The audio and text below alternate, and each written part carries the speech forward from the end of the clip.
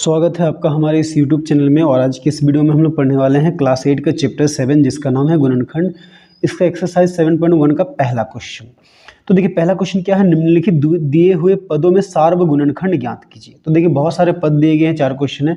तो हमें सार्वगुणनखंड मतलब जितने भी पद है सब में जो गुणनखंड समान है उसको हमें लिखना है। तो सार्व को आप मोसो के रूप में भी समझ सकते हैं, और सार्व को हम लोग यूज करते हैं क्या है, इसको कॉमन के रूप में यूज करते हैं। ठीक है, तो देखिए पहला क्वेश्चन हम लोग हल करते हैं।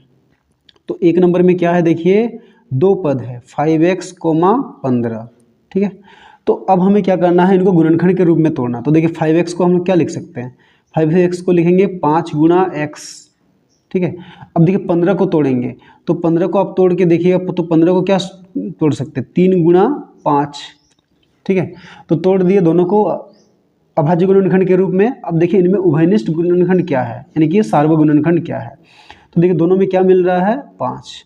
तो लिखेंगे क्या है, सार्वगुणनखंड बराबर। तो सार्वगुणनखंड क्या हो जाएगा, 5। तो यही हो गया हमारा आंसर। ठीक है, अब देखिए 2 नंबर। तो 2 नंबर में देखिए 3 पद है, 3x है, फिर 6x स्क्वायर है और 9x क्यूब है। तो देखिए 3x को हम लोग क्या लिखेंगे, 3 गुणा x ही लिखेंगे।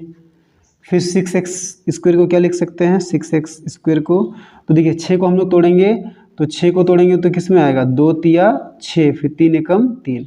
तो 6 को हम लोग लिखेंगे 2 गुणा 3, और x स्क्वायर है तो इसको लिखेंगे x गुणा x। फिर देखिए 9x x क्यूब है, तो 9 को भी तोड़ेंगे, तो 9 को तोड़ेंगे तो क्या आएगा, ये 3 से भाग जाएगा, 3 तिया 9, 3 एकम 3। तो 9 को लिखेंगे 3 गुणा 3, और x क्यूब है तो x का घात 3, मतलब x को हमने 3 बार लिखना है। ठीक है, अब तीनों में हमें क्या मिल रहा है, तो जो तीनों में मिलेगा वही क्या होगा, सार्वगुणनखंड होगा। तो देखिए सबसे पहले तीनों में हमें एक 3 दिख रहा है। ठीक है, उसके बाद देखिए x दिख रहा है। ठीक है, अब फिर ये दोनों में x है पर यहाँ पे नहीं है, तो उसको हम लोग नहीं ले सकते। तो लिखेंगे अब हम लोग सार्वगुणनखंड। तो देखिए सार्वगुणनखंड क्या हो जाएगा, तीनों में एक 3 मिल रहा है तो 3 लिखेंगे, फिर गुणा, तीनों में x भी मिल रहा है तो x, तो 3 गुणा x क्या हो जाएगा, 3x। तो ये हो गया हमारा आंसर। ठीक है, अब देखिए हम लोग 3 नंबर बनाते हैं। तो 3 नंबर में भी देखिए क्या 3 पद दिया है, 2pq, 4q, 6pqr।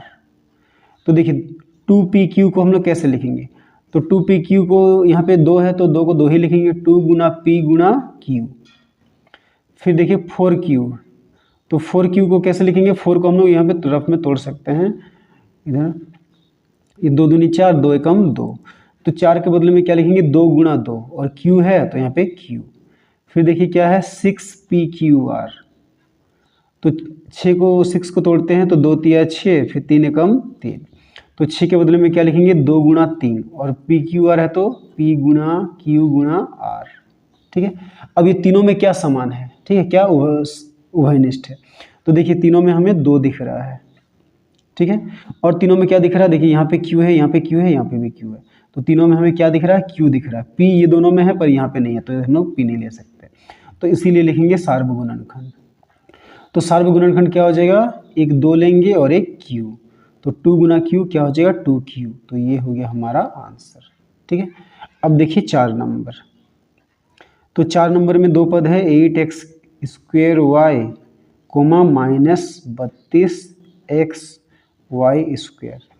तो देखिए 8x स्क्वेयर y को हम लोग क्या लिखते हैं, तो यहाँ पे देखिए 8 है, 8 को हम लोग तोड़ेंगे, यहाँ पे तोड़ लेते हैं, 2 चौके 8, 2 दूनी 4, फिर 2 एकम 2। तो 8 के बदले में क्या लिखेंगे, 2 गुणा 2 गुणा 2। ठीक है, फिर x स्क्वायर है यानी कि x को 2 बार लिखेंगे, फिर गुणा y है तो y को 1 बार लिखेंगे। फिर देखिए क्या है, -32x स्क्वायर।